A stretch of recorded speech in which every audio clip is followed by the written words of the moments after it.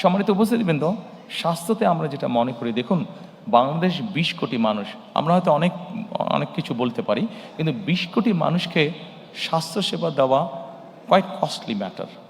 কিন্তু তার আগে যদি আমরা কাজ করি, যেটা এখন ইউরোপে তারা করছে, ইউরোপও তার ছোট ছোট দেশ, অল্প অল্প পপুলেশন, কিন্তু তারাও স্বাস্থ্যসেবা সম্পূর্ণ দিকে হিমশিম খাচ্ছে। সেখানে বাংলাদেশের মতন দেশ তো হিমশিম খেতেই হবে। সেই জন্য আমরা যেটা জোর দিতে চাইছি সেটা হচ্ছে প্রিভেনশনের উপরে আমরা জোর দিতে চাচ্ছি।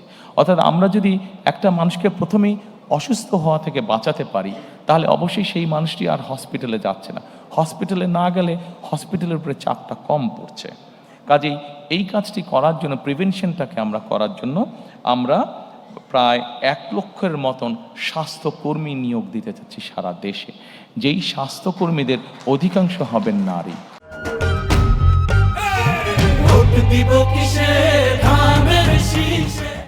এই স্বাস্থ্যকর্মীরা মানুষের বাসায় বাসায় যাবে, গ্রামে গ্রামে বাসায় বাসায় যাবে, শহরেও বাসায় বাসায় যাবে, গিয়ে তাদেরকে স্বাস্থ্যসেবাটা ঘরে দেবে এবং তাদেরকে অ্যাওয়্যার করবেন যে এটা কাজ না করলে ডায়াবেটিক হবে না, এটা কাজ না করলে হাই প্রেশার বা কার্ডিয়াক প্রবলেম হবে না, এটা কাজ না করলে কিডনি প্রবলেম হবে না। এই ধরনের জিনিসগুলোকে তারা অ্যাওয়্যার করবেন।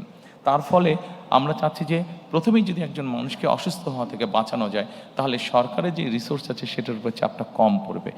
যেই রিসোর্স আছে সেটা দিয়ে যারা সত্যিকারভাবে অসুস্থ হবেন তাদেরকে কিছুটা হলেও বেটার ট্রিটমেন্ট দেওয়া যায়। আমরা প্রাইভেট পার্টনারশিপ একটি বিষয় চিন্তা করছি।